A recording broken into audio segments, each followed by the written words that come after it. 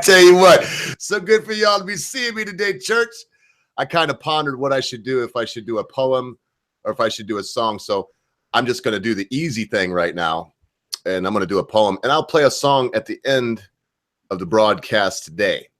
I'm not even sure. I haven't settled on what it's going to be. I can only tell you it will be a song by the Mountain Goats.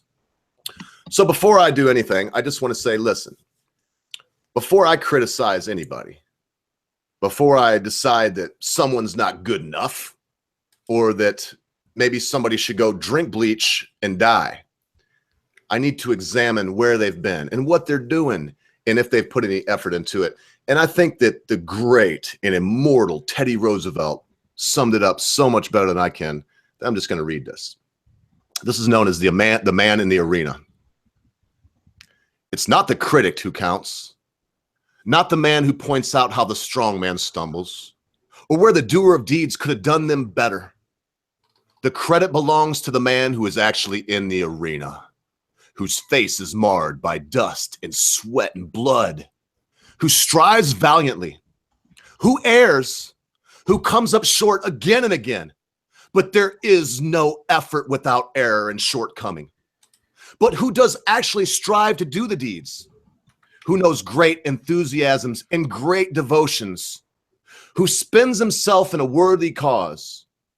Who at the best, in the end, knows the triumph of high achievement? And who at worst, if he fails, at least he fails while daring greatly, so that his place shall never be with those cold and timid souls who neither know victory or defeat. Thank you so much, Teddy Roosevelt. Your memory and your spirit will live on in my heart, immortal. I'm glad everybody's here, but I haven't seen Zero in about 2 weeks, and I think that he's burning to tell us a couple things. So I'm going to mute myself and kind of get in the chat and say hello to everybody. How you doing, Zero? Welcome back, brother. Hi, it's great to be back. Hey, Tailed. Hey, Britisher. Missed you guys. Well, Tailed, I don't think I met you but once. Yeah, nice to meet you too. Honestly, Ogre, nothing's going on. Like I was telling you previous to this, that big old computer virus bullshit that was going around, it actually did attack some people's computers. Mine was one of them. I thankfully had everything backed up. Nothing was lost. No financial transactions or any shenanigans, done without my authorization. And I had to go send in for a new computer. But, it's just like I was telling some people, the quote Hawkeye from Captain America Civil War, I retire for what, like 5 minutes and everything goes to shit. But okay, it happens. So I guess the one thing I really want to talk about, which really has been kind of on my crawl lately, pissing me off, to be honest, people talking about Chris Cornell.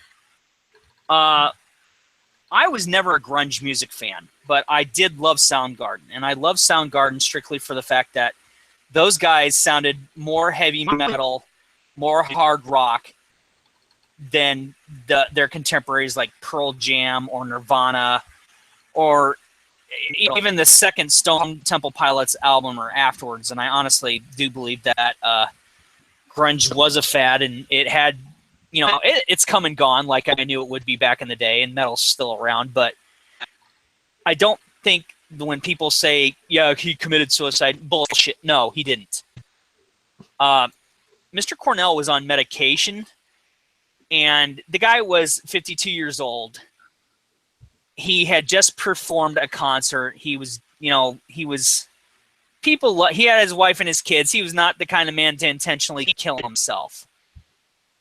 And, to quote what was said from Wikipedia, and people, there's still being dealt with. Cornell's wife and his attorney contended that until the toxicology report is released, his death should not be seen as intentional. I agree. As Cornell's increasing the dosage of a medication prescription may have distorted his thinking. Let's leave on that note. Here's something that I said to Ogre when we were off air. The physicians, his doctor, is the one who failed. This medication, for whatever reason he was taking it, I don't have all the details. I know that because I have to take medication for certain things. Most recently being diagnosed with PTSD. Well, there's a reason you take medication. And the doctor failed because it is a doctor's job, a physician's job, to uphold the Hippocratic Oath to never do harm. That includes, no matter what, making sure that your patient is taking care of themselves. And in my opinion, as an outsider observer and a fan of music in general, and we're talking to a guy who loves heavy metal, is not a grunge fan, but loves Soundgarden enough to put him up there with Judas Priest, Iron Maiden, Megadeth, Metallica, Anthrax, Slayer, all that stuff, because they were just that damn good to me. You know, to my ears, I love them that much. The physician failed and did not check in on Mr. Cornell, which is why this happened. So considering that Mr. Cornell was on medication and the level of the medication was not being monitored effectively, this is why it happened. Mr. Cornell did not present the signs of intentionally being a person to kill himself. He was not an overall asshole. He was actually someone who was very well liked and decent. He had a loving family. He had friends and bandmates that respected him. And he had people that were multi-genre music fans, such as myself, that, you know, grew up with the grunge movement, that we kept our eye on all these people, like Eddie Vedder, of Mr. Eddie Vedder, Pearl Jam, Mr. You know what you are, you liberal hack. We know he's the last one alive of the big four, right? Of the grunge scene, practically, Yep. Yeah. I'm sorry, I didn't mean to. I shouldn't have cut in on there. No, I just that's when fine. you say that, I think about that. It's like Chris Cornell's gone, and I do love what you're saying. I needed to hear this because I've been saying that, you know, but we can't really say that right now. We don't know. It could be what you would consider accidental suicide, but it is a shame that Eddie Vedder's still around. And with all due respect, I'm glad. I wish they were all alive. Let me put it that way. Well, let me get us back on topic here, Ogre. I agree with you. Yeah, it's bullshit. When people are flat out coming on Facebook and getting in discussions with me, not arguments, discussions. Here, I was talking to Jimmy K on Facebook, and I was basically saying, you know, everything that I've said, and he agrees with me. And a lot of people, and I've talked to certain musicians, which I will not say their names, that I follow, they agree. This is bullshit. It was, in fact, the physician's job to make sure that Mr. Cornell was on the right dosage of whatever medication was on, and if it was increasing, that means the physician failed. And to say it's straight out intentional suicide where he hung himself because that's the act that happened, to say that he did that willingly, I'm calling bullshit on every single person because it was not intentional. Mr. Cornell, if nothing else, was not in the right frame of mind for whatever reason, and it happened. Don't say that he intentionally killed himself. This is not a conspiracy theory. This is not some, somebody planned a hit and took out Kurt Cobain kind of bullshit. This is a sad loss for the music world. And the guy who was probably about 10 years older than I am right now, who was very talented, loved what he did. Now, God, I wish we could all do what we loved. But no, it's bullshit. I'm calling bullshit on everybody. You don't agree with me, I don't care. Mr. Cornell did not kill himself. That's all I've got to say about that. Thanks for those words. And if that's it about that, does anybody else in the panel? Because I just said my 2 cents. I do, and in my heart right now, I feel a little, because, you know, Kurt Cobain went out into the greenhouse and put a shotgun in his mouth and blew his brains out. You got Lane Staley found dead 7 days in his apartment, bloated and blown up like a doggone possum on the side of the road. And now you have Chris Cornell. So it's easy for me to think in my mind, well, he killed his bloody self. But man, could we agree that if one of our dear friends were seriously traumatized and going through this kind of mental distress that was fruitful for music, but undoubtedly he had a lot of demons, could we say that this was not suicide? Could we look, even if it was the person's own hands that did it, could we still say that, no, this person, it was just a death? Well, I'm going to jump in real quick, Tailed, and let you get to it, because I'm going to, I thought it was worth mentioning that Scott Weiland of Stone Temple Pilots, who is actually, you know, to me, the big four for grunge were Nirvana, Stone Temple Pilots, Soundgarden, and Pearl Jam. And Alice in Chains would probably been in their fifth, but they were more of a rogue band. They were more out on their own, doing their own style. So they did jump genres quite successfully, and they're really that damn good. But oddly enough, that Scott Whelan was found with cocaine, and he did die, confirmed of drug overdose in his system. Yet he was only 48, so that's not too far from me. But he was younger than Chris Cornell, so it's kind of like, what the hell is going on to where all these people, with the exception of Kurt Cobain, because he died in his prime. He did. He was, what? I don't think he killed himself, honestly. But that's neither here nor there. We're losing all these guys, and yet we get a loudmouth nitwit like Eddie Vedder sticking around. Now, I don't want Mr. Vedder dead, don't get me wrong. I just don't like him as a person. I don't like his politics, and I don't like 99% of the Pearl Jam catalog. But that's just me. But it's just severely odd that out of those 5 bands, that guy's the only one still alive, and yet all these other equally talented guys, just as much as Eddie Vedder is, because he's a good singer, don't get me wrong. I may not like him, but he's a good singer. But, they're all gone. What the hell? And it seemed that Chris Cornell stayed the longest, age-wise, I mean. So, I don't know. Yeah, he did. Go ahead, Tail. I just think, I've not been sort of keeping up with, the intricate details of Chris Cornell's death, but obviously I think we can all agree that it's a tragedy regardless of how it happened. He was far too young. 52 is not old by any stretch, and the fact that he was such a talented musician and had so much to give, and was obviously still doing what he loved. It just was a bit of a shock, really. That's what I think. Always hard to come to grips with that. I don't even know if the Britisher has anything on this topic. Do you have anything that you think about that, Brett? If someone is depressed, I don't want to rehash it all what I said. If anything, I have only an anecdote I could supply, and that was that, as you know, I am quite partial to blues music, and we both know that blues music is not necessarily the type of music that gets at the top of the charts. It tends to be boy bands and girl bands and that sort of thing. And at a particular time, I believe it was Jason Donovan, I think, who was topping the charts. I don't even know if you've ever heard of him. He unfortunately, was an Australian / European thing.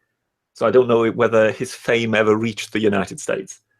But yes, he was number 1 at the very time when Stevie Ray Vaughan crashed with half of Eric Clapton's band. And I remember it coming on to the news and them announcing it. And the words crossed my lips almost automatically. Oh, darn. Couldn't it have been Jason Donovan? That's now Sunshine Superman, right? Isn't that done? Yeah. Okay. Yeah, and I wish I hadn't even said the name, because now that's like going around in my head on that hamster wheel we talked about. Yeah, man, I don't know. But what I do like, everyone here knows what I do like to do on the stream. I like to talk about life and love and philosophy. And part of life is death. That's part of it. If on a long enough, because we were talking about Fight Club, Brett. So on a long enough timeline, everybody's chance of survival goes to 0. Goes to 0. Everybody's survival rate goes to 0. Cool. Just like he said. Eventually, no matter what we try to tell ourselves, no matter what I believe, if I believe in Elysium, everybody knows that's what I call heaven. And I imagine a place where the rock and roll stars gather together. And I'll one day be able to play my drums with Roy Orbison singing. I can't wait. Maybe I'm crazy. But the fact of the matter is, if that place does exist, before I get there, I got to assume room temperature. The worms have to crawl in and out and play pinochle on my snout. That's just the way it is. So is there something we can do, or is there something y'all do? I'll probably wrap it up if y'all are willing to share. When you're down and out. Myself today, I made some decisions. I'm not going to talk about too much what it is, because I don't want to, it's on my mind. It's going to be on my mind anyway. But if I say it out loud, it might make things a little more difficult today for me than they need to be. But I decided to make some changes in my life. And those changes are difficult. And I'll tell you how I deal with this change, how I've dealt with it since the time I talked to the Britisher until right now. It helped me, and why I'm actually able to sit here without going like this and just looking like a leaf shaking on a tree. So what do you all do when you get bummed out to keep, maybe yourself from thinking too long about what it may be like in that cold, deep grave? I don't think about the cold, deep grave first and foremost. When I go, I'm taking people with me. That's the end of it. Unlike Captain Kirk, I've always known I won't die alone. But that being said, welcome back, Zero Cool. Well, welcome back to the.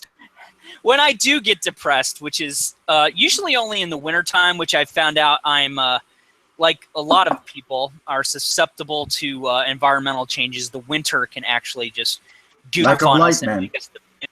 Lack of light, basically lack of that sun. Can I just? I really just have to just jam out to some music, play some Grand Theft Auto.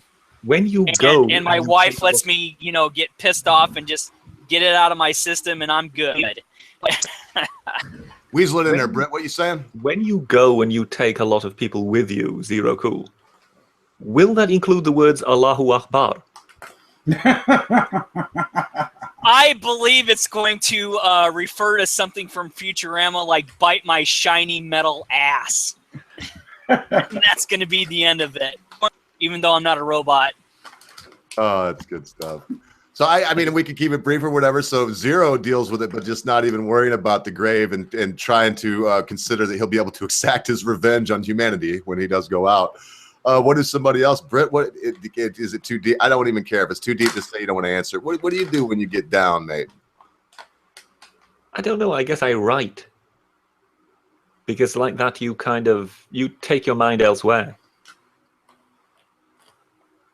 If that makes any sense. Yes. No, I understand what you're talking about there. I like to write music and stuff like that, so it's a similar sort of idea. But I also like to make fun of the things that are getting me down, which is why I make the videos that I do, especially the parody songs and stuff that I do. That sounds like a healthy approach. Yeah, I got to. So your parodies are up online, and I've just been a derelict and not seen them? I guess so, yeah. Okay, I'm going to watch them as soon as this is done. Some parodies on like Antifa and Jeremy Corbyn and loads of different things. How well do you think satire sells on YouTube? It depends. It depends what way the wind's blowing, really, I think. So it very much depends on what you're mocking. Yes. With the spheres that I find myself in, if you mock certain things, it doesn't go down too well. So long as you keep bashing sort of the far left, then it seems to be okay at the moment. But I just mock everything relentlessly, including myself, and I think that's quite a healthy way to be. It's just a bit of humility. I think mocking yourself is one of the ultimate art forms which a great many people simply fail to understand. Yeah, although I did do a song that's been a running joke, sort of about my manhood, which I didn't really want to. I didn't really want to turn it down. Everybody was saying that, oh, I bet he's got a really big willy. So I thought, I'm going to run with that, and I wrote a song about that as well. You people are good about that. I did a song on my channel that I didn't redo or anything, but it's called "Under the Scotsman's Kilt." And I'm sure you've heard it. It's very funny. It's about two young girls that decide to take a peek underneath a certain Scotsman's kilt that had passed out by the roadside. It's hilarious. Well, I'm sure. Well, I don't know. Do you know? I'm sure if we look hard enough, we'll find a copy of the Scots Porridge Oats advert. I think Taylor will know what I'm talking about. Oh yes, of course, yeah. You gotta tell us. I have no idea. Let me interject something here real quick. Now, does that self-mockery also relate to if you realize stupid shit you did as a kid and then you realize why you even did it and just have a good chuckle? Including stupid shit I did as an adult as well. I know. I do that all the time because I do that all the time, and I'm like, I can't believe I did that. I was a fucking, and I'll just bust out laughing, and my wife will think, "What the hell is your problem?" And I'm like, "Oh, do you remember when I did this?" She's like, "Yeah," and I go, "Yeah, I did this." She goes, "You're an idiot," and I go, "Exactly." Exactly. I mean, that's self-realization, and it shows that you've grown and you've change your opinions on thing, which I think is only a good thing. Mhm. Very, very good thing. And look, I'm going to run in all different directions. Before we do, I'm going to tell you all what I do when I get depressed, when I get bummed out. I have a little routine that I do. I'm sorry, Jeremy. You're going to tell us what you do. Yeah, because everybody had a crack at it. And Sorry, mate. Sorry, I'm not even lying. You popped in here a little bit late, and I'm only running on 6 cylinders a day. Go ahead, brother. So when it comes to negative emotion, if it's anger, I'm throwing it at my synthesizers, which is why I never share my music, because it's all anger. Like I don't want to, like, I like angry music, but I don't like to share mine because it's pure. It is pure unmitigated hatred. There's nothing constructive inside that music. Nothing. Sounds good to me. It sounds good to me. I like that kind of thing. Yeah. So I'm throwing it at my synthesizers when it's anger. When it is sadness, I basically decided to throw it at the workbench, because that's the only place where it's going to basically ease itself out and something good's going to come out of my sadness. And if it's depression, I go look at the lady and we find something to do as lovers, because that's the best cure, period. Man, that's hard. You beat me now. Now I feel like mine's going to sound stupid. So you play music and you make love when you have, when something's getting you down. Yeah. Well, mine is not much like that. When it's wintertime, I put on all of my gear. It gets very cold here, and the gear that I wear to go outside weighs about 8, maybe 10 pounds.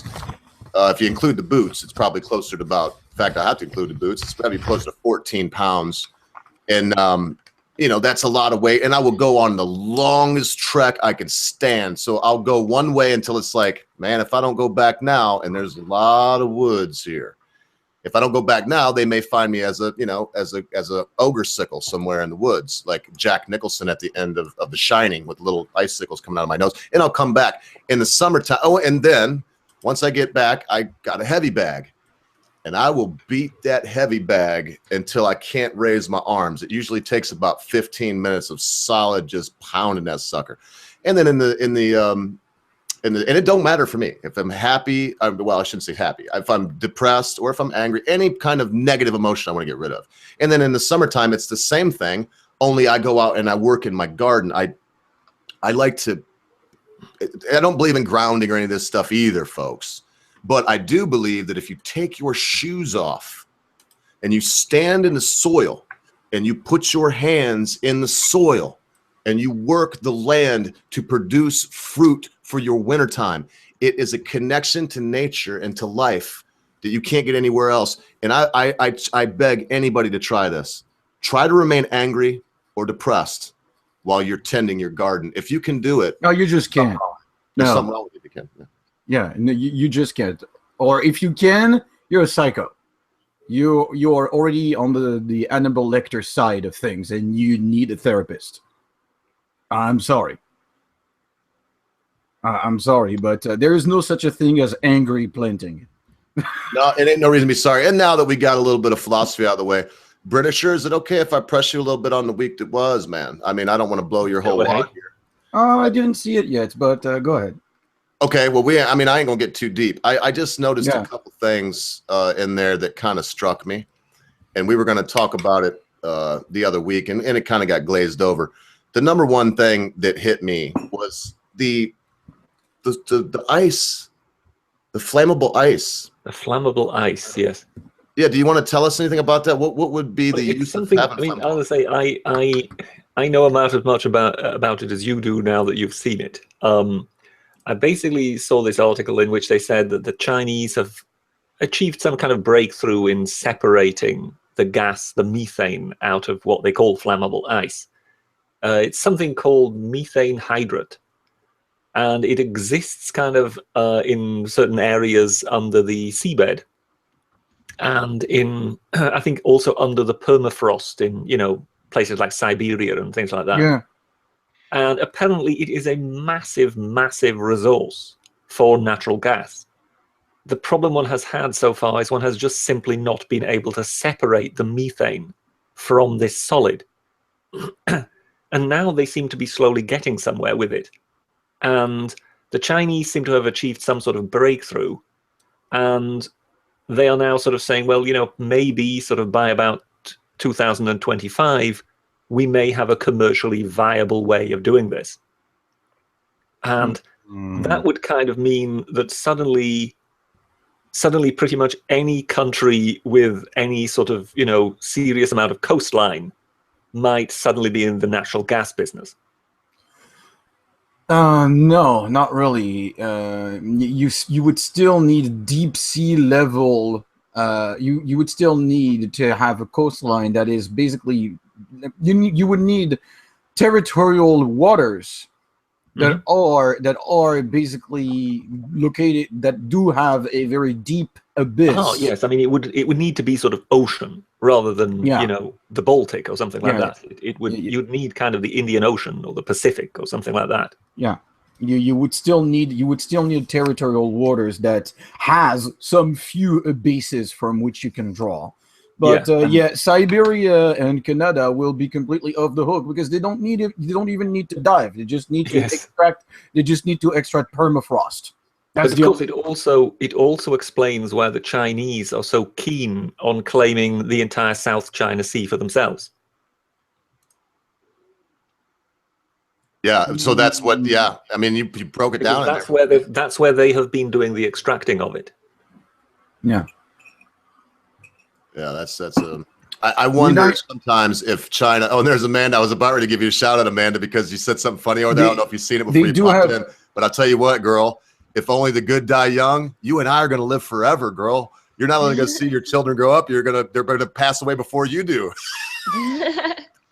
Good to see you, sweetie.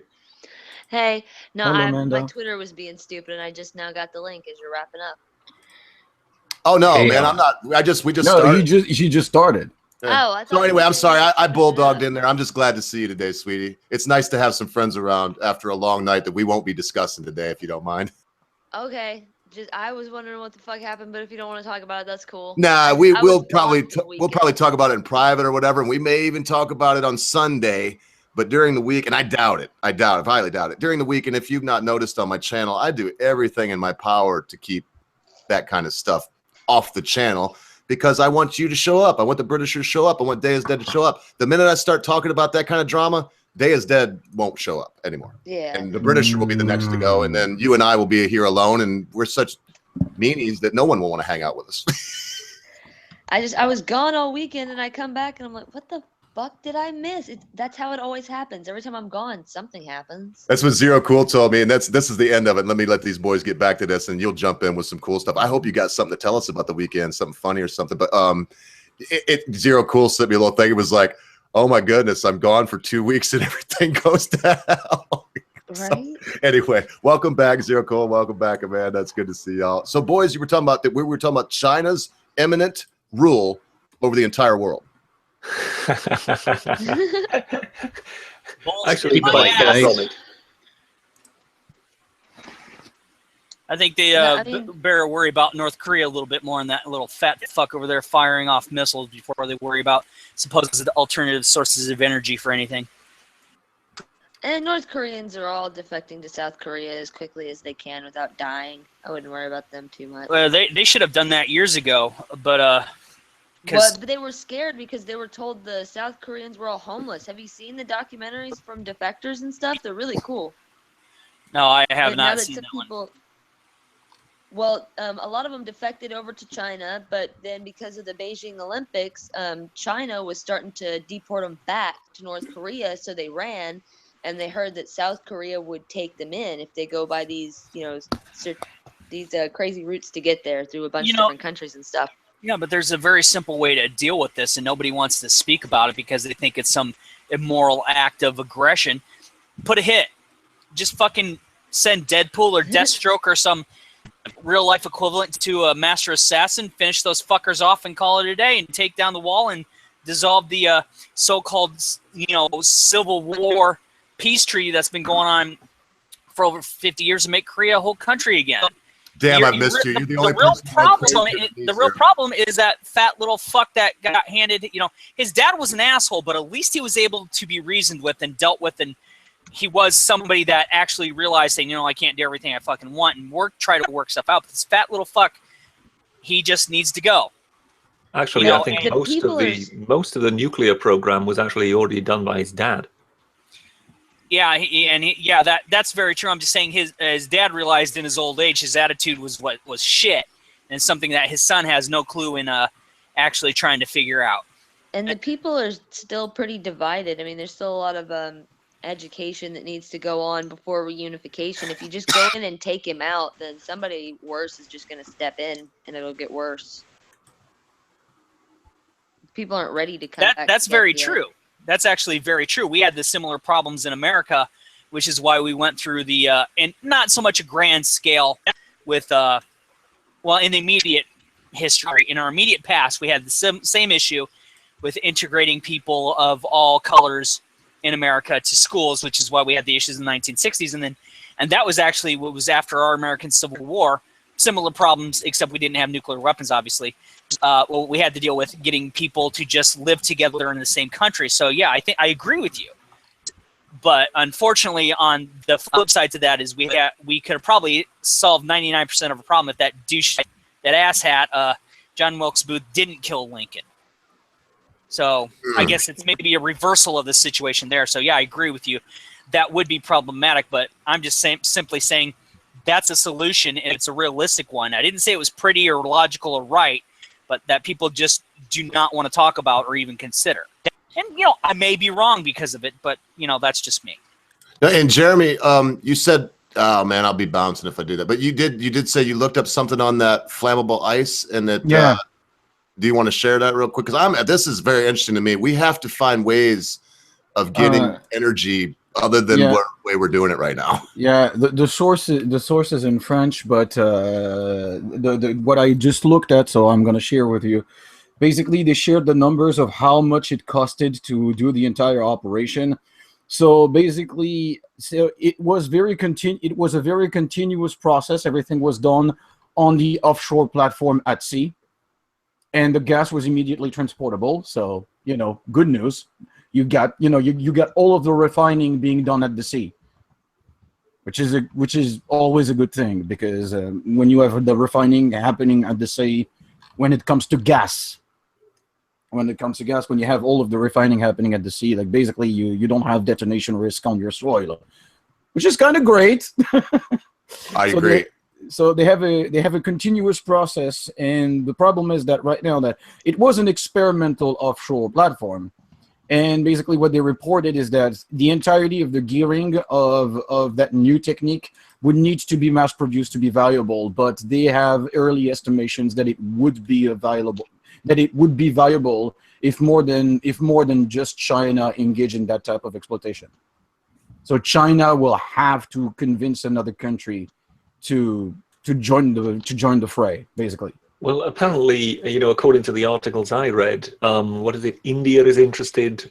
South Korea is interested. Japan is interested. I think Canada and the United States are basically all those countries are looking into the same sort of technologies. So it would sort of suggest that it will not just be one country that will be into this. Yeah. So now, to who they will sell the technology first? That's the big question. Oh, that's just going back to fucking Bond shit. That's exactly what's going to happen. It's going to be another little covert shadow war to try to get the technology stolen. That's how people want to do shit, because they don't ever want to pay for stuff, and if they do, they want too damn much. You would think with as much as our country, America, and whether people want to admit this or not, owes China for a few things, we want to be getting in there first, working with them, getting some other side bullshit taken care of, so we're not being the dipshit bad guys that we are perceived to be on certain levels. But, you know, whatever. Oh, don't worry, Zero. Like right now, basically with the documentation that exists in that particular chemistry-related magazine, like basically there is a need for a cooperation, because the gearing is insanely expensive. Even if you know, like they manage to reduce the cost to make it viable, we're talking that every offshore platform is representing something along the lines of $100 million investment for each of them. Well, yes, but I think you have to see that in the context of, you know, time. Because if you go back and you look what in the 1970s the North Sea oil platforms costed, Yeah. you know, then It you was kind also- of realize that, you know, the figures are very large, but, you know, it's not as if you kind of have to throw these things away once you're finished in one particular field. Yeah, I know, but we're still talking about we're still talking about, you know, gearing that are very high technology. Yes, like- yeah, we're talking about something that only massive global corporations can touch because nobody else Yeah. has them. Oh, I got to go look up a tailed feature real quick. Be on the lookout, Beard Barian, tailed feature, and your ever-loving blue-eyed ogre are coming out with a little jingle for a very underrated couple of dudes. And I don't want to say much more than that because I kind of want it to be a surprise. I got a chance to be on a stream with one of these gentlemen. I'm probably already giving too much away. So I'm just going to say we're working on something, and I am actually honored. He wasn't very talkative because I usually let a lot of people in here. But I do want to mention one more time. Why? Because when he was here, we had a Scotsman, a Frenchman, an Englishman, which English and Scott are both Britons, but they're different. And also, unfortunately for them, 3 Americans. But it is nice to me. So whenever people like that are on, I'm honored. And I can't wait because I got a chance on a stream to hear him in the background just fiddling around with the guitar like it was nothing. I mean, he was doing stuff like it was walking a dog. And I was like, wow, he was playing some riffs of songs that I've tried to learn and are very tough. And he seemed to have no problem with it. So I'm looking forward to that. Thanks a lot, Tailed, if you're here, if you're listening at all. And also, I'm going to look up his channel right now and send it out in a link. I suggest you go by and check out some of his satirical songs that he does. And also, when y'all are done talking about this, Amanda, I don't want you to boogie out without saying anything because I kind of, if you're willing, want to hear about your weekend, what craziness happened in your life, and tell us what's going on in the world of Amanda Wolfchild. Oh, the weekend was fucking nuts. I told my mom I did not want to go to this family event because my kid had been sick with that 24-hour virus, and she was like, "Oh no, he's better. It's fine. Come on." She made me go. And sure enough, just like I knew would happen, on the way there, I got sick. So I spent the whole first night just awake every 30 minutes throwing up. And then my oldest son decided to throw up all over our hotel room, and I had to clean it up. And we had to switch to a different hotel room, which I had to pay for. I couldn't sleep. It was just terrible. I mean, it was nice too. The next day when I was feeling a little bit better, I got to visit with family. It was my nephew's birthday. Got to see everybody. My kids ran around and played. And then I took a nap and just left them watching my children. Like, here's my kids. I'm going to bed. So when your family gets together, they have fun. They're not like my family. It's not just a big old, like, people yelling at each other and kids crying. I mean, we had like one, kind of argument because my little sister's drinking the vegan Kool-Aid a little bit, and I had to have a talk with her, and she thought I was being crazy, but that was pretty much it for that. The vegan Kool-Aid, man. Kids should not be vegans unless they really have somebody that knows what they're doing, giving them proper nutrition, and that is a fact. Oh no, she's not gonna make her kids vegan or anything. It's my stepmother decided to go vegan, and my sister for some reason thinks that humans used to be vegans. She's like, she literally told me it's not like they sat What's there and your thought, thanks Oh, for? bullshit. No, literally, listen. This is what she told me. This is the argument I had to have with her. She goes, it's not like they sat there and thought, I need to go kill a cow or a deer or something so I can eat. I was like, yes, that's exactly what they fucking thought. That's what happened. It was instinct for us to hunt after other animals. What the hell? Why do they think do you we've not got think that's what fangs for? I don't know. It was hilarious. But I told her, you have to take supplements and stuff if you're a vegan, or you should. It's a lifestyle choice, but that doesn't make it healthy. Like, vegetarianism is the more healthy option. It's been proven. Where you eat a little bit of fish, you eat a little bit of poultry, but mostly you stick to greens and stuff like that. But you still get the protein, you still get the vitamins and stuff. You're still eating meat occasionally. You even eat beef and pork occasionally. It's all about moderation. Like, again, like, why do they think we've got fangs for fuck's sake? Right? Like, personally, this is the thing that always pisses me off with vegans, because personally, I am one of those kids who had to go to the dentist to get his fangs reduced. Me too, because I bit a girl. So they made me go to the dentist to No, get them shaved down. they were so. Me, they were. Yeah, the me, British they and I are both equally shocked by that one. Oh, dun dun dun. It was kindergarten. We were at the top of the curly slide. I was scared to go down. She was a bitch. She shoved me down. So I grabbed her by the leg and drug her down with me. So she was kicking me in the head. So I bit the fuck out of her. That's just instinct of a kid. That's what kids do. They No, that's couldn't Amanda Wolf prove- It reminds me of the beginning of the movie Spartacus. They couldn't prove that I bit her because her jeans like closed back up. There was no hole there from my teeth, but they still like made my mom take me to the dentist and get them filed down so I couldn't. They were really long and sharp. Yeah, personally, I had to go to the dentist because they were so long and sharp that they were starting to pinch in the back gums. My upper fangs were actually hurting my bottom gums. Well, and I have to say this, Jeremy. This Yeah. is the reason why it's a bad argument about the fangs. Does anybody know what Yeah. this guy eats? Yeah, mostly bamboo and stuff. Like mostly. Yeah, he won't touch veg- meat. He would starve to death before he'd eat meat. There's no way that you're going to see a gorilla eating meat. And I would say he's got fangs. So just to be But perfectly he- honest, we are omnivores in my mind. I believe that. I believe we've been that way for millennia. The thing is, But this how guy he right uses- here will not touch a steak. So the fang thing thing is is a how really he bad uses- argument. But the thing is how he uses those fangs. Those aren't for really the eating To- and stuff. Those are rip more, and- Those are To for rip and- fighting. yeah. That's what our fangs are for fighting, I guess. Amanda Wolfchild just proved it before she even was old enough to do anything but just basically defend herself. She bit the shit out of some bitch on a curly slide. But Yeah, in all seriousness, Amanda makes a very good point, and Jeremy makes a very good point. The thing is, being a vegan is a choice, and that's fine. I know a few vegans. They do not rub it in my face that I have a hamburger occasionally, and they know that they're not going to get the Wendy's Baconator put on their plate just for people to piss with them or anything.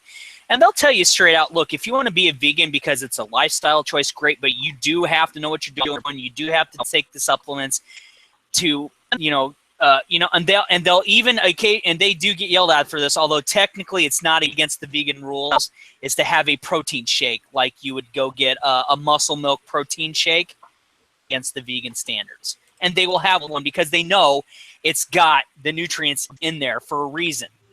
And they would say, if you can't handle being a vegan, it's okay.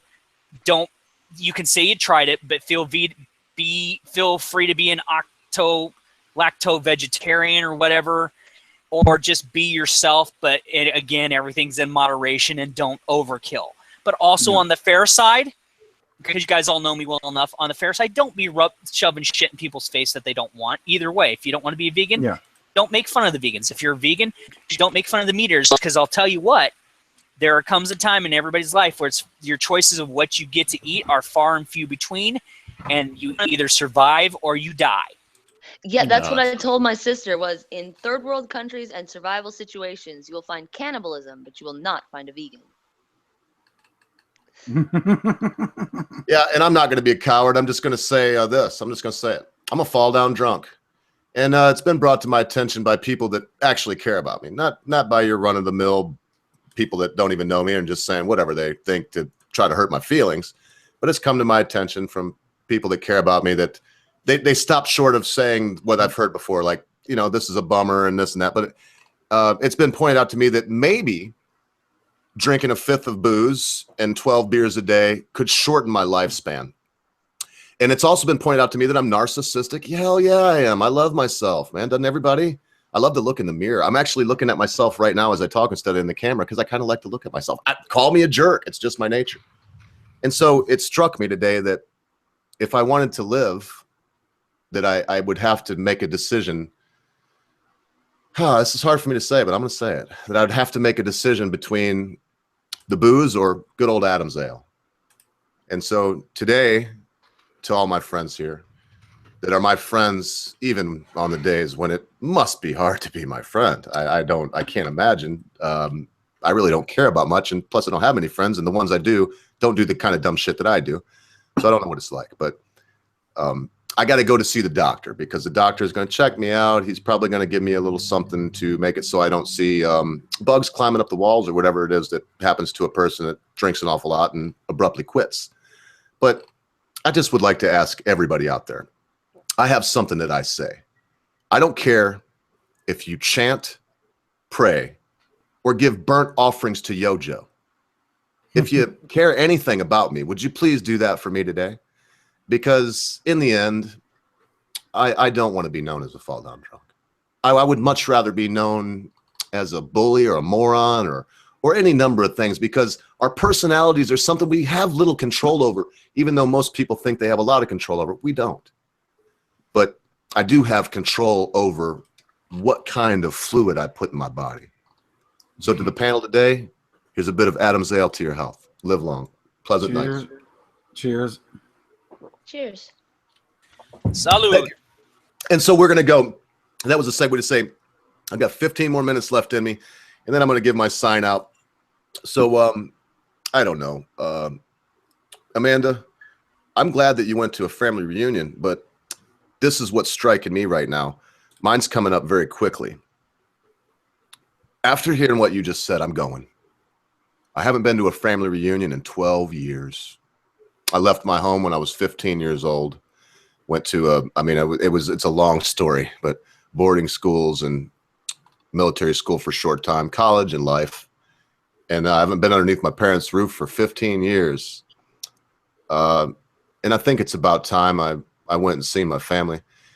If I can handle certain things in life that I handle from day to day, surely I can handle some of my family members telling me that I should have been a different person. And I think it's good for them too, because being there and allowing them to tell me that I'm a piece of shit and they wish that I would have been stillborn. Hey man, they get that stuff off their chest. And in the end, what good are we if we can't be there for our family and our friends? Dude, I was like 8 when my grandmother told me and my siblings that my mom should have aborted all 4 of us. And as an adult, I realized she's right.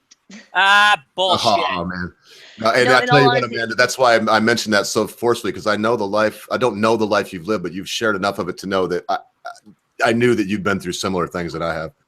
Yeah, I mean, if you look at it from like my mom's point of view, what would have been a better idea for her, she should have just not had it. Like, she should have never got pregnant with us or not had us. Like, she would have been better off, probably. A lot. So yeah, I can see where she was coming from. I'm gonna bounce off that. I'm gonna bounce off that and say I don't agree with that. In fact, I think that was a very, for whether or not there's logic behind it or not, I think it was a very cold, incalculated, and crass response from all parties to say that to you, let alone as children. Oh yeah, I was telling Ogre before we started that I was recently diagnosed with PTSD. I'm not a military veteran. I had something very bad happen to me in my childhood and prior to being adopted. And for somebody to come up and say to me, oh, you should have never been adopted, or, you know, you're a curse upon your bloodline or your family name and all this other shit. My nephews, my grandnieces, my daughter, my wife, a lot of other people would probably backhand somebody for that, because they said through all the good and ill that I've ever put upon myself or went through, even my parents will admit to this, that my life has exponentially helped other people realize what not to do. I'm not saying I've been a bad person, but I've done some dumb things, and we all do this. But if we can, that's where our knowledge and wisdom come from as adults. So you have knowledge and wisdom that you're passing along to us, your friends, your other family, and your children. And for your with respect to your grandmother and your mother, saying that to you is counterproductive, crude, crass, and uncalled for, because we help shape those lives around us. And, you know, it's just that you've helped shape people's lives as much as they've shaped yours. And you've probably done a damn well better job than other people have. That's kind of my ultimate point, even if it seems nonsensical and rambling. If you weren't here, there wouldn't be all of us here. If we weren't here, you wouldn't be here talking in this live stream. We have all connected because somebody did something in the past that we are on this planet and why we are here. We all share our experiences and stories about our lives, which help hopefully make us better people just from learning from other people's experiences, said so on and therefore. We gain additional knowledge and wisdom to pass along to others. You know, I've learned stuff from you and Ogre and Britisher and Jeremy and beard bearing. And it's just this like, oh, well, I've never, because I'm me, I never would have experienced that. Or, oh, that's what that's like. Or, oh, that's interesting. And so when I've talked to people and say, I remember talking to this one person, I never named names, that said, I heard something about this kind of situation, blah, blah, blah, blah, blah.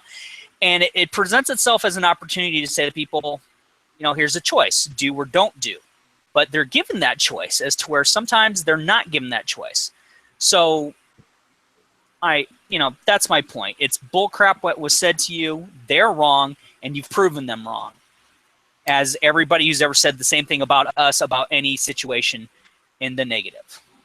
As my sensei as my judo sensei used to put it, the only person that you have any right to hold accountable for condom regrets, for not putting a condom regrets, is yourself. Otherwise, you're an immoral piece of shit. Right. I can't disagree with that. And I tell you one thing, my wife and I have no children. We've practiced it often for years, 23 years. But for the first 13 years of our marriage, we were married pretty young, I would ask a question once in a while. And I think all guys know the question that you ask when the imminent moment arrives. And the answer was always no. And I didn't always ask that question. I would usually, how would I say this delicately? Pull out, well, it's no secret now, everybody's seen it. So I would pull it out and do it somewhere else. And my wife never missed a birth control pill because she didn't want to have kids. And after 13 years, she actually talked the doctor into tying her tubes at a very young age for that kind of situation. So look, what Jeremy said, man, all this, there's no need for this stuff. If you're really diligent, you don't have to make somebody pregnant, for goodness sake. Isn't it funner to shoot it somewhere else anyway? Instead of messing up the thing in case you want to have a little buy yourself later. a fleshlight. Buy yourself a fleshlight. We got a fleshlight, or maybe the boobies or something. I'm just saying that I might want to go and have a little taste later, but Britisher's going to cuss me in a second if I don't shut up about this. But there are things to be done, and you're right. If it's the onus is on the people doing it, don't cry about it later on if you didn't put a condom on. Yeah, exactly. Well, I should point out that Sorry, my Brett. mom was 13 when she moved in with my dad, and 15 when she married him. And then he kept her knocked up and pregnant from that point on until she got her tubes tied after my little brother. Well, that's still your mom's responsibility. That's nothing to do with you. So your grandma has no right to pass judgment upon your mom and, force it upon you and your siblings. And this is the thing that people don't understand is we never asked to be here. Yeah. And I've explained this to my daughter. And she says, she got pissed off at me. She goes, Dad, I didn't ask to be here. And I said, yeah, nobody asked to be here. We're here because our parents decided to have sex. We didn't choose to be put on this planet and deal with all the crap that we dealt with. And she goes, so what's your point? I said, well, my point is, as your parent, at some point, it's our responsibility to help you realize to be the best you can be, and we take responsibility for our own actions. We didn't ask to be put here, because if we were ever going to ask to be put here, and with other religious aspects aside, Adam and Eve probably would have never bitten into the forbidden fruit knowing what the fuck was going to happen. Well, in my opinion, you don't ask to be here, and that makes your parent responsible for your life and what happens to it up until you're of age. But once you're of age, you pretty much, you decide to stay here. Like, I believe suicide should be legal. I mean, once you're, grown, I think you should have to, see a counselor and stuff first. But, yeah, I think it's your choice to stay here. Your life is yours. Yeah, I agree. When you are of age, you are responsible for yourself. But, my point is, don't be, blaming that shit at your parent, at your parents' feet, saying, well, I didn't choose to be here, because it's illogical and it makes no sense. So to pass, again, to, bitch at your mom for you being born, because you've got kids, they love you, right? And they're glad you're here. And if it wasn't for your parents being whatever goof ups they were, they wouldn't be here neither. So think about that. And then I'm sure, with respect to your grandma, she saw your grandkids and go, oh. Yeah, no, she loves my kids. And she's exactly. After I've grown up, she said she shouldn't have said that, but she kind of laughed about it too, because we kind of. In other words, she got caught with her britches down and you spanked. Sorry. Yeah, and I got to very, that very what it quickly is? say that Yeah, I just got an article from the Britisher that does say that they have found DNA from monkeys and gorillas' feces. So it just goes to show you that maybe the teeth are a good argument. So there you go. I'm not always right. In fact, I'm usually probably incorrect. I Well, just think I'm right. If anything, Ogre, the fangs that you've got are there for you to rip and tear. So Yeah. it means that you are eating certain stuff that are sufficiently raw and sufficiently hard to tear down that you need the rip and tear utilities. And I'm sorry, but as humans, we quite don't need to rip and tear through tomatoes, as I think. Like the rest of our teeth is able to deal with tomatoes. Oh yeah, and I'm just saying. I just wanted to say that because I was gonna stick right by that, and I mean I've heard. Look, I used to be an apologist, man. I used to go on stage and discuss things with people, and so I kind of know a lot of the arguments. Yeah. And I know what to go both ways. People that watch this show or that have been on it a lot know I'll argue both ways. I've argued both ways, and I always will, because in the end, if we don't have the information, we really can't make a very good, A level-headed decision. no. And I go back to this: when I'm in doubt, I don't recommend anybody else does this, but when I'm in doubt, I revert back to I would rather believe what I believe. That's it. Whether it's right or wrong, I would rather believe what I believe. I don't want to be the person that goes on faith so much that when I'm presented with facts, it strengthens that faith, because that's usually the way human beings are. When somebody believes in dogma, if you present them with facts, it strengthens their dogma. But I do like the idea of my Elysium.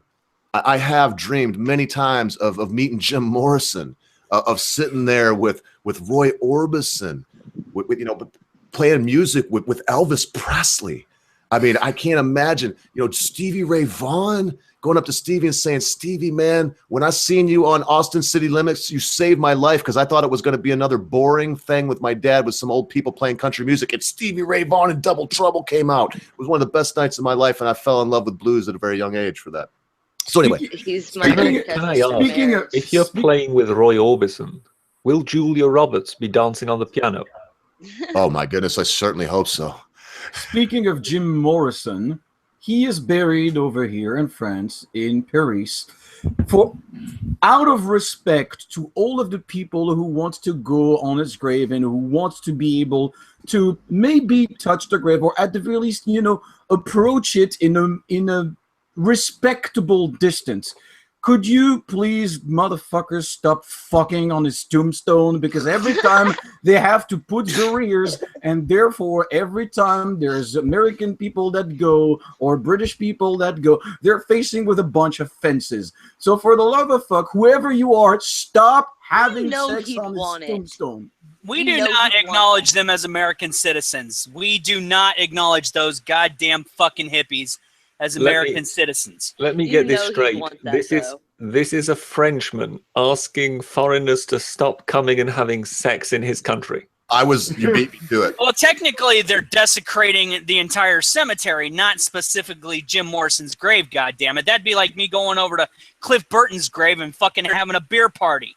I'd Yeah. be waiting for James Hetfield to come kick my ass. Yeah. Okay. Yeah, because Hetfield's a teetotaler, man. Cliff was not. But Well, Hetfield, he don't Hetfield's float now with- a teetotaler, but they didn't call him Alcoholica for a reason. Oh no, I understand. I mean, there was the old days when they would go on and they were so talented and they would mess up because most of the band would be wasted. But nowadays, Dave. Hetfield don't touch nothing, man. But Yeah, anyway, and that's kind of my point, Ogre. It's kind of like, look, you want to go over and see Jim Morrison's grave, great, but be respectful of the goddamn cemetery. Don't be touching shit you ain't supposed to touch. Stop looting and desecrating his marker. yeah. And the problem I have with it is that people fooling with that grave. I mean, I've seen it. It's got candle wax all over it, paint, and they're always trying to clean it, and then the cleaning of it messes it up. And I thought they moved it, Jeremy. I thought they moved it twice. They Right. moved it. They moved it from within the cemetery. They moved it 7 times. Oh my God. 7 Jeez. times.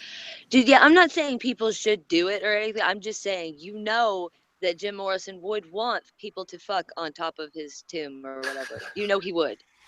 Oh, I'm sure he would, but he would also realize that he lived to see where music went, that and I'm going to piss a lot of people off, but him and just much as like the Beatles and other bands of that era are now considered very overrated. They're not as legendary as you think they are. Yeah, bite me. Oh my goodness, I gotta mention it because this is the philosophy of one of my best friends right here. I'll just say his name's Big Al. I played in a band with him for a long time. He's an excellent bass player, just an excellent human being. Push Button says, Ogre, just a theory, but what if the afterlife is the absence of time? All you have is your experiences and a culmination of your joy and your regrets. Boy, oh boy, Push Buttons. I've heard that so long that whenever I talk about Elysium, I want you to understand I don't look at it as a place like this. I don't believe that there's going to be any solid stuff, but I do believe that those things will be there, and that's why I often mention music. That's why I often mention these fallen rockers and bluesmen that have gone before me to give their life. Beard Barian is hopefully going to work on a fable for me about a minstrel that decides, because the fans say, you've done everything else, we want to see your death. And so he cuts his own bloody throat on stage to the screams and adoration of his crowd. And when I think about these things, I love music so much that in my reality, Push Buttons, that I want to believe, I shouldn't say reality, in my mythos that I've built in my own head, that's what we're left with. I would be left with my memories. I would be left with my loves, with my passions, my desires, my regrets, my shortcomings. Those things would be with me for eternity. So, man, I had to say that, folks, because that's deep to me. Because what is the end of life but the beginning of timelessness? Hello, panel. And a quick question I just spotted on the side chat. AlphaGo is asking, do you have a SoundCloud profile, perhaps?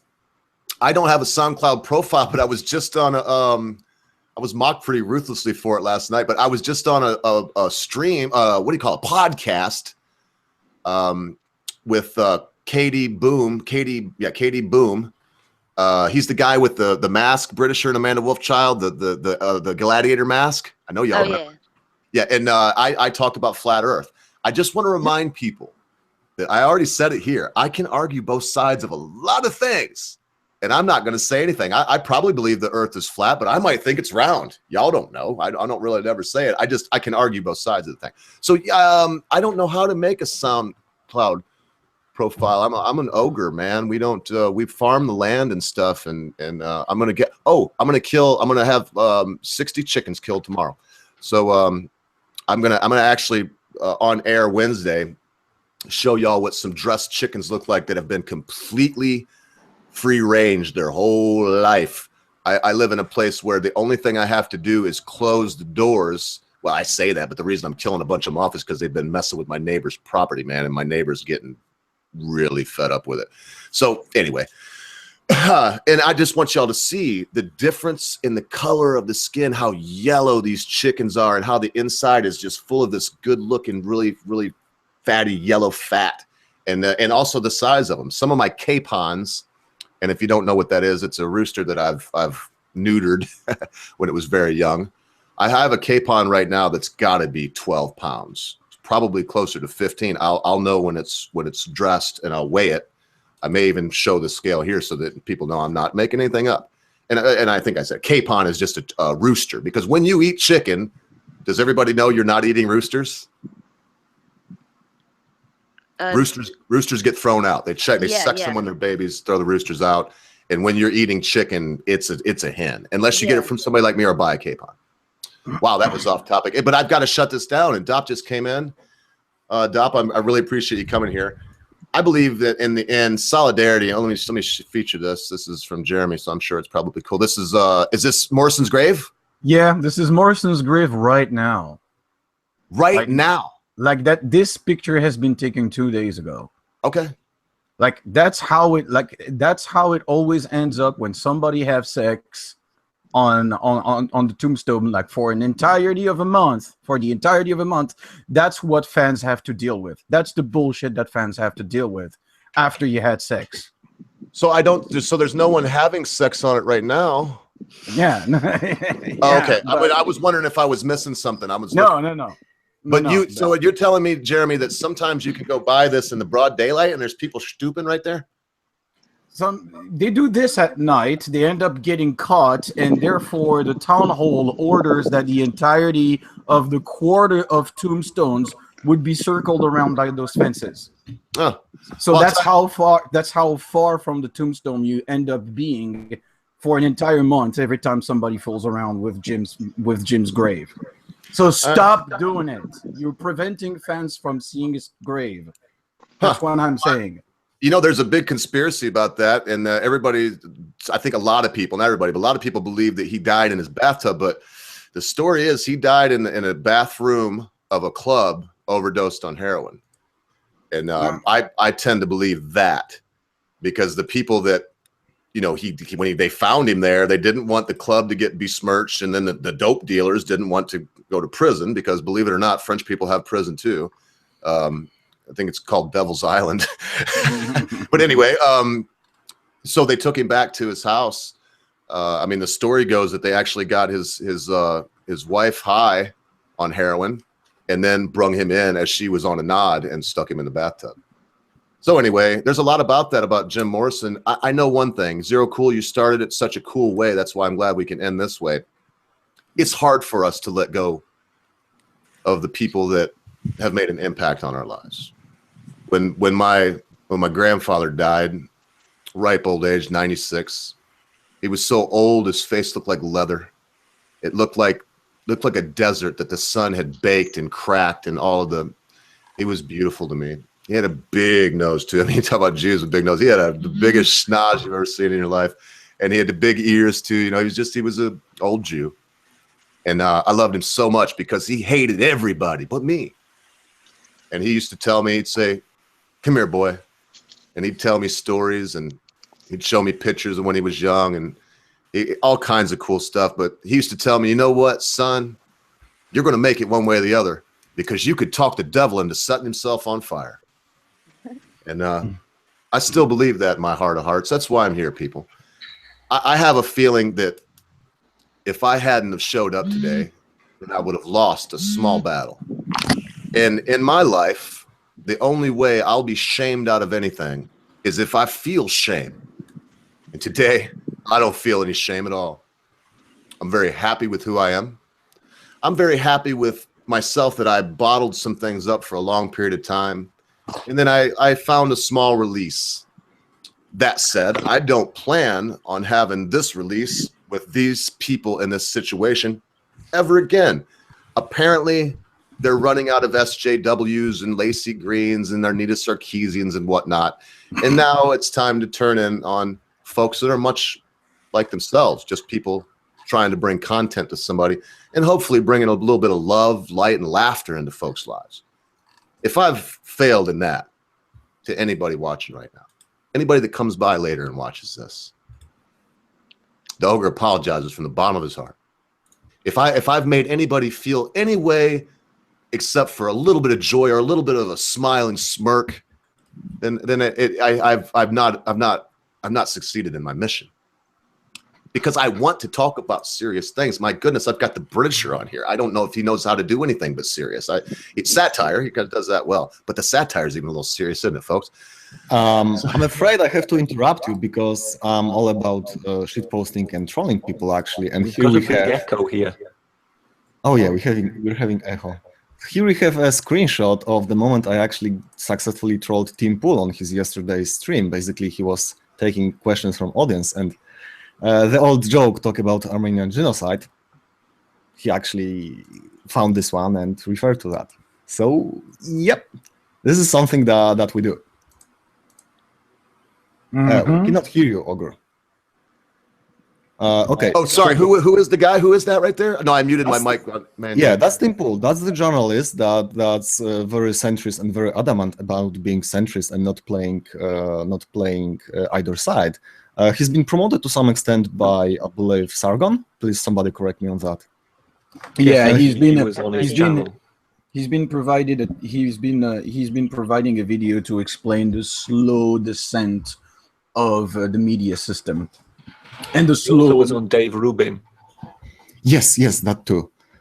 He's basically been covering various events, both like the problems with Antifa in Berkeley, the recent tensions in Sweden, and Hello? Yeah, I cannot think of anything else off the top of my head. All right, so thanks, Dop, because I'm glad you did that anyway. You did kind of fuck up my heartfelt appeal at the end, but Sorry, this is what I do. I just kind of bust his balls a little bit. This is one of the guys I depend on. Dop. He helps me. Sometimes I wonder if he is trolling me, but in the end, if he continues to help me the way he is, I don't know. I really like the guy, and I don't think he is. I think in his heart, he just gets a lot of joy out of the craziness that goes on here. So, Britisher, before I actually do a wrap up, do you have any last thing that you would like to say, sir? Hang on, how about this? Let's see. Out of the night which covers me, black as the pit from pole to pole, I thank whatever gods made me for my unconquerable soul. In the fell clutch of circumstance, I have not winced nor cried aloud. Under the bludgeoning of chance, my head is bloody but unbowed. Beyond this place of wrath and tears looms but the horror of the shade, and yet the menace of the years finds and shall find me unafraid. It matters not how strait the gate, how charged with punishments the scroll. I am the master of my fate. I am the captain of my soul. You're bound and determined to make me cry on air one day, but not today, sir. That was beautiful and one of my favorite poems. It seems like you always pick some that I know and that touch my soul very deeply. Well, and I screwed up 2 lines, but I tried. And well, it's okay. Everybody makes a mistake now and again. Even the refrigerator makes once in a great while, sir. And even though you may have been known as the refrigerator in your young life, I tell you what, it wouldn't work because your heart would warm it up and ruin all the goods inside. You're a hell of a guy. You're a stand-up guy, and your friendship means more to me than silver and gold in every guitar I own. So anyway, folks, look, remember the poem that he read. Remember about the arena. Remember what Zero said. Let's not be so quick to say that somebody off themselves before we have the information. In fact, let's not be so quick to jump to any conclusions. And I got so much I'd love to say to y'all. I got to step out the door right now, but believe it or not, take this for what it's worth. I love every one of y'all. Not like I love my wife or like I love the Britisher, because I know these people and they've made profound impacts on me. But I love y'all because you're part of humanity. Because I hope to see every last one of you in Elysium, where the music plays forever and the heroes never die. So listen, folks, be good to your friends, be good to your family members, be good to your loved ones. Be quick to say you're sorry. Be even quicker to accept an apology, especially when that thing your friend, your family member, your loved one has done seems to be so huge, you'll never be able to forget about it. Because constant viewers, Britisher, panel, at a time you think not, your friends, your family members, your loved ones, your life and everything you hold dear will depart from you. Sidney Rough Diamond, I don't have much for you today, sir, except for maybe a little bit of Illuminati stuff. How's that? How's that? You know, like this. What is that? Like this? And the 666. There you go. So there's that. And I do have a statement that I prepared with the Beard Barian before I sign off. I would like to thank you all for making my genitals famous. Good day.